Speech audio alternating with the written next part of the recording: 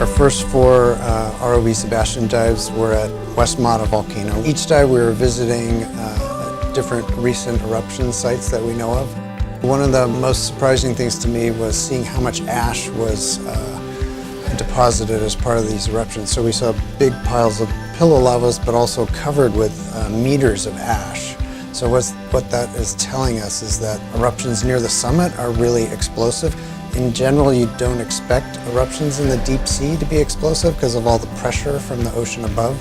But at West Mata, that seems to be the usual case. One eruption was on the base of the volcano, and that one is really interesting because there the lava intruded into sediments and pushed the sediments up and then erupted around the base of it, so we've never seen that before. Even with photographs, like from the Sentry vehicle looking down at the seafloor, you can't always tell what you're seeing from above, and it isn't until you get down on the bottom nice and close with the ROV that you know what you're looking at. And an example of that was on east of West Mata's summit. There were all these distinctly very round features in the photographs, and it looked like they were things poking up above the seafloor, so we were scratching our heads at what those were. And then when we finally dove in that area, we saw that no, they're not sticking up above the bottom, they were actually holes in the sediment, so it was the complete opposite of what we were envisioning, and of course it made more sense, so that was something we didn't know till we went down and looked. So at West Mata, where our first couple of dives have been, those communities are really dominated by a particular species of shrimp called opepele. Along with them, there are kind of some larger, redder in color shrimp, albinocaris.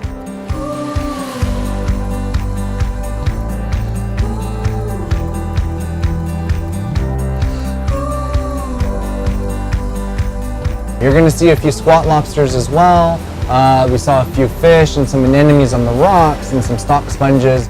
What is interesting is how these communities have changed. This is a really dynamic place, and we've been here a couple of times already, and already we've noticed shifts in where these communities are found, along with the venting and the diffuse flow that we're seeing. And as that chemistry moves, the animals associated with that moves as well.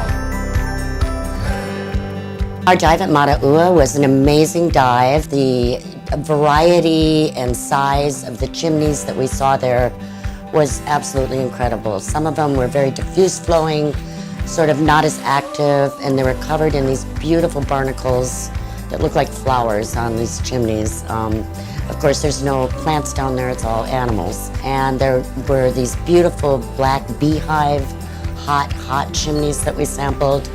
It was probably the most extensive chimney field that I've ever seen in the 20 years that I've been working with this. I think that there's still a lot of secrets that we need to resolve out here. So it's going to be interesting.